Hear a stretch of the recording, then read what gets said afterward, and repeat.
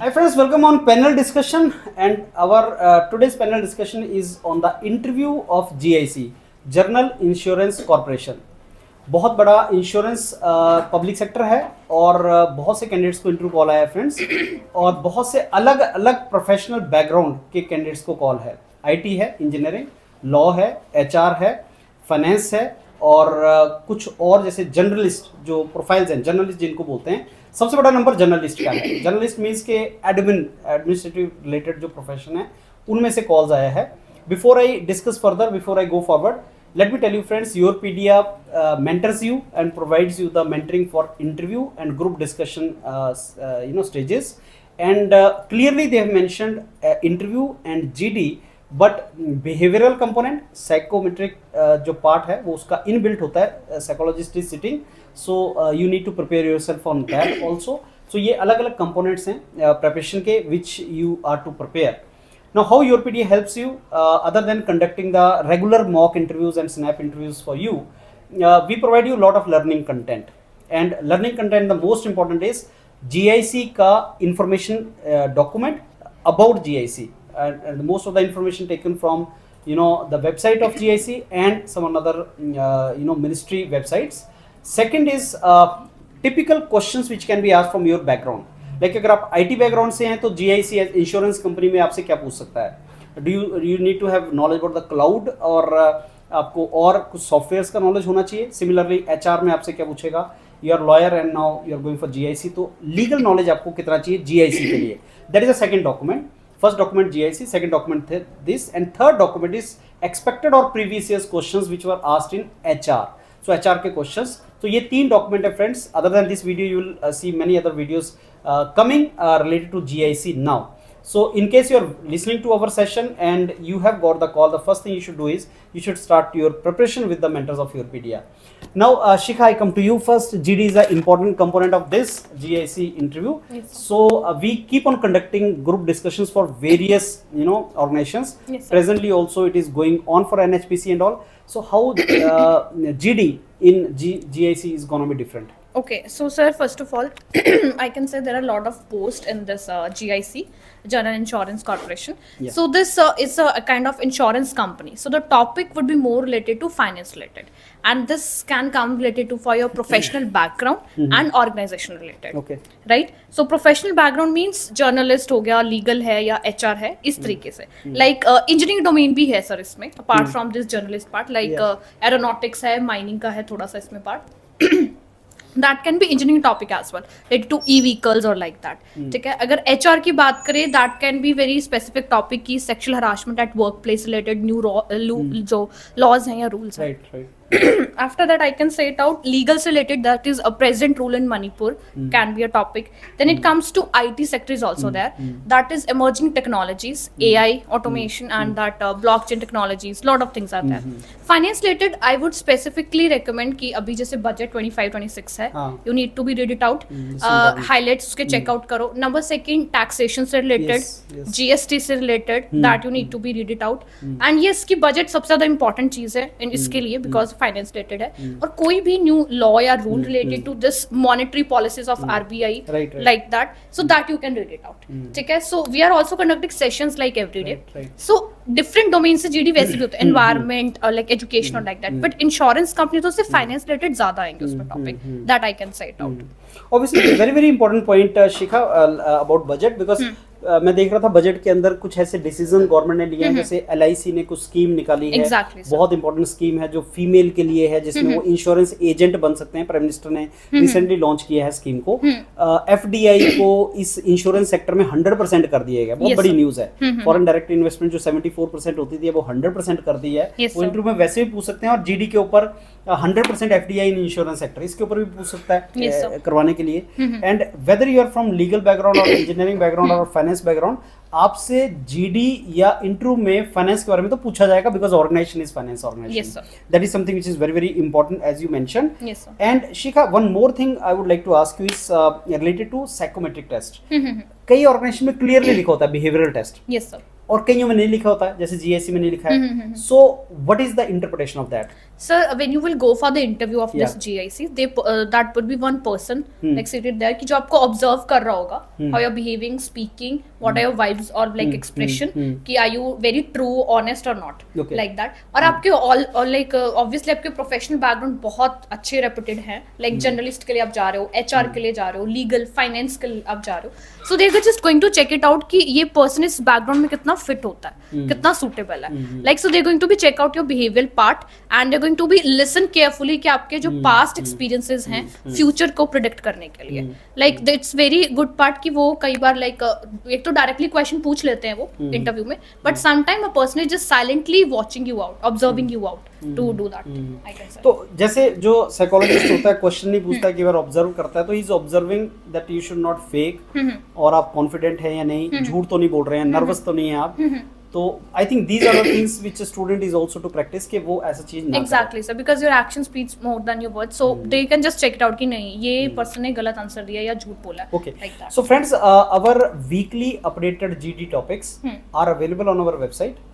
Topics along with the detail, one page document related to that particular topic. So please go through those topics जो आपके लिए relevant हैं and participate in GD because this you will hone the skills of GD only by participating. Coming to Shubha ma'am, so case studies, situational question. These are asked in every interview and GIC is not exception. So Shubha ma'am, what kind of case studies or situational question can be more focused in this? So case studies are actually asked to check your behavioral aspect only, the attitudinal showcase you are presenting over there. So basically it depends on the domains which you are targeting. जैसे अगर मैं बात करती हूँ आप HR की position पे जा रहे हो तो आपको conflict at a workplace या फिर आप बोल सकते हैं employees retention के related. I'm just giving you some of the brief headings on which the case studies can be asked to you. Then it could be for the IT ones, it could be on the basis of emerging technologies that could be asked. Then it could be based on some sales, marketing. इसके basis पे आपके बहुत अच्छे से case studies बनते हैं. Also about the target you have to achieve, right? तो target के बेसिस पे जैसे उनको कोई भी आपको एक दे सकते हैं आपको केस स्टडीज के बेसिस पे कि ऐसी ऐसी सिचुएशन दे दी गई है, what they are trying to analyse is how much level of your brainstorming is there, multiple perspectives you are going to present and what kind of a solution, because it should not be on one sided solution. If you are giving one sided solution that means you are going wrong somewhere. अगर आप उसको multiple aspects में देते हैं like being a double edge sword, आप दो dimensions देके दोनों को केस को अच्छे से समझ के आंसर दोगे, तो this comes with practice and this is something about the case studies. Shubha ma'am, many times we tell students, you also mentor them that 3 questions we can tell you जो surely आएंगे in Right, HR. right, One right. is obviously introduction. Introduction. दूसरा होता है कि why you want to join GIC. And तीसरा कि why you think that you should be in GIC. You should be hired, right? So Shubha, introduction, you have made a wonderful video. What should be in the introduction and everything that obviously they should watch that video. I'll go to other 2 questions.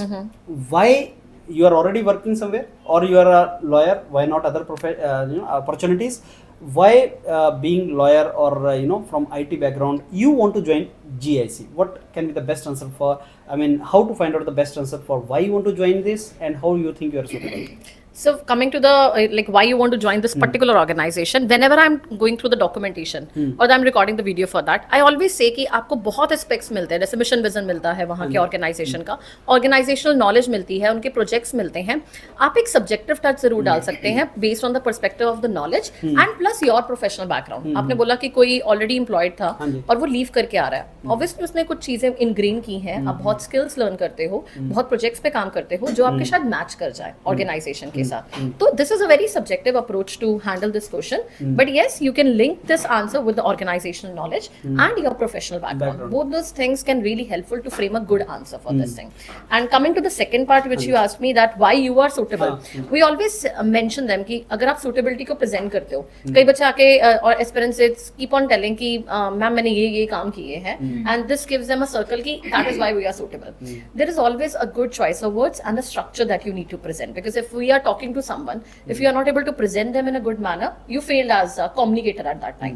उसके basis पे आपको अपने hard skills, soft skills plus यही professional background knowledge को link करके वहां पे आपको बताना होता है. दैट मेक्स योर डिफरेंशिएटर और it can be an asset for the organisation. So this is a perspective. Okay and friends, जो डॉक्यूमेंट मैंने आपसे डिस्कस किए कि 2 डॉक्यूमेंट्स आपको मिलेंगे, उनको गो थ्रू करना because the question why you want to be in GIC, that can very well be answered if you see the vision, mission kind of things of GIC, what GIC is all about, because you can't answer why you want to join particular organization unless until you have the knowledge about that organization. Plus you can't answer this question that how you fit in that organization unless until you know what are the roles, responsibilities and expectations from you in that organization. और ये जो दो document हैं, the two documents which you are going to get from your PDF, you have to go through these documents, then only you can come out with the answer.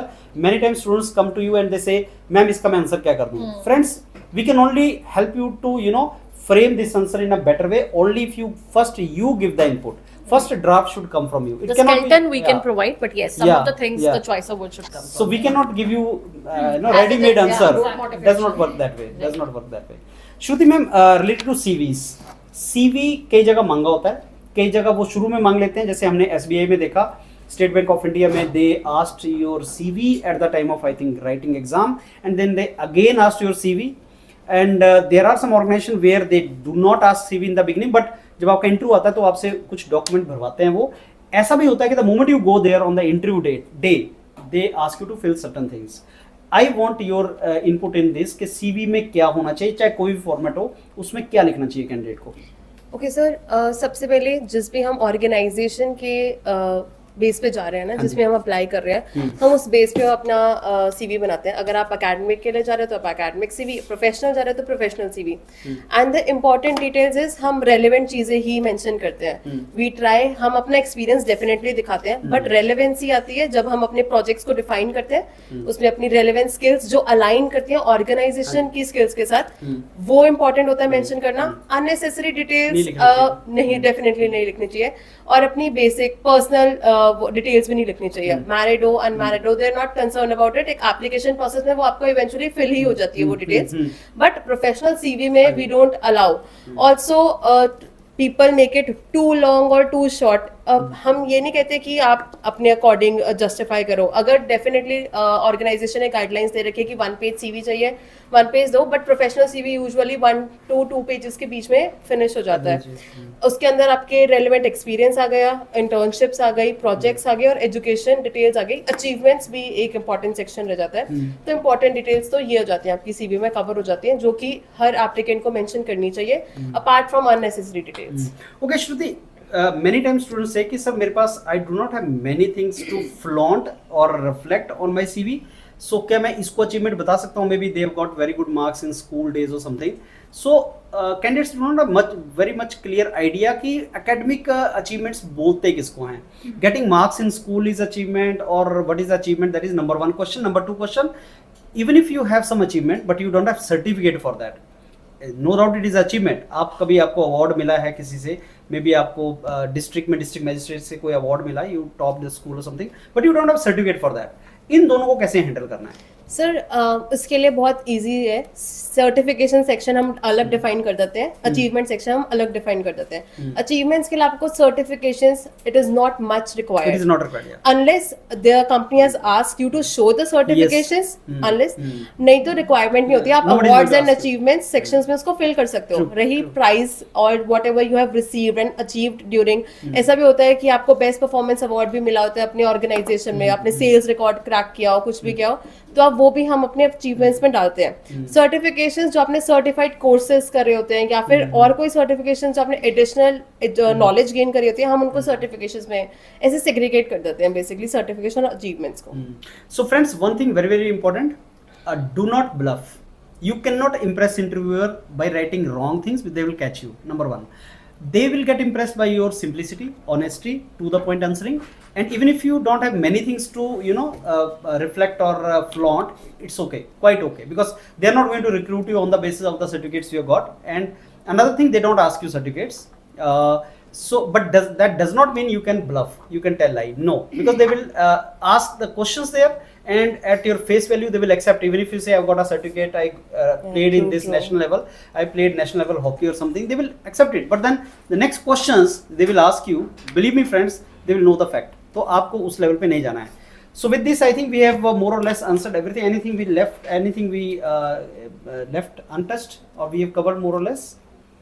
ये sir I have a question for you sir students की ये है कि हम अपना पुल कैसे कर सकते हैं इंटरव्यू को एक डायरेक्शन में, सो उसका आंसर क्या होगा?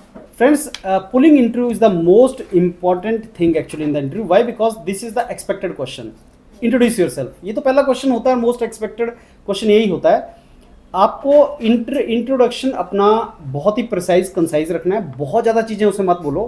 Don't tell so many things in the introduction, but last line should be the most important, which should be like उसके साइक में रहता है. जो लास्ट में तुम बोलते हो that is on the psych of the interviewer, और आप उसको चाहते हो कि इंटरव्यू को आप उस डायरेक्शन में ले जाना चाहो तो उसके बारे में थोड़ा सा डिटेल में बोलो.